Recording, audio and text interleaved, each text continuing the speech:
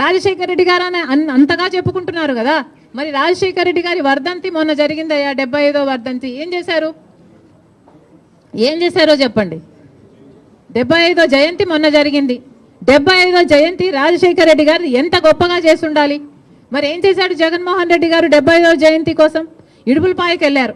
ఇడుపులపాయకి వెళ్ళారు, అక్కడ 5 నిమిషాలు అంటే 5 నిమిషాలు కనీసం కూర్చోలేదు, నిలబడ్డారు. రాజశేఖర రెడ్డి గారికి తూతూ మంత్రంలాగా అక్కడ ఏదో నివాళులు అర్పించామని చెప్పుకున్నారు, అంతే. అంతేనా? సొంత తండ్రి కదా, 75వ జయంతి చేయాల్సింది, అంతేనా? ఎందుకు సిద్ధం సభలని పెద్ద పెద్ద సభలు పెట్టారే మీరు? పెద్ద పెద్ద హోర్డింగ్లు పెట్టుకున్నారు కదా, కోట్లు ఖర్చు పెట్టారు కదా, ఒక్కొక్క సభకి 30 కోట్లు 40 కోట్లు ఎంత ఖర్చు పెట్టారు సిద్ధం సభకి, సభలకు? మరి రాజశేఖర రెడ్డి గారి కోసం ఒక సభ ఎందుకు పెట్టలేదు మీరు? 75వ జయంతి కోసం కనీసం ఒక సభ పెట్టడం కాదు కదా, కనీసం వైసీపీ నాయకులు కార్యకర్తలైనా కలిసి నివాళులు అర్పించారా? ఏం చేశారు మీరు? ఇలాగైనా రాజశేఖర రెడ్డి గారి జయంతి జరుపుకోవాల్సింది. 75వ జయంతి కదా, స్పెషల్ కాదా? మీకేం అనిపించలేదా?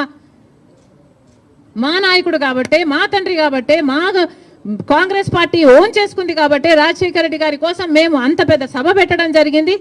దానికి పెద్ద పెద్ద నాయకులు, ముఖ్యమంత్రులతో సహా, పక్క రాష్ట్రంలో ఉన్న వాళ్ళతో సహా, మంత్రులతో సహా రప్పించడం జరిగింది. సోనియా గాంధీ గారు అయితేనేమి, రాహుల్ గాంధీ గారు అయితేనేమి, రాజశేఖర రెడ్డి గారి కోసం అంత గొప్ప గొప్ప మెసేజ్లు ఇప్పించడం జరిగింది. ఇవన్నీ మేం చేశాం.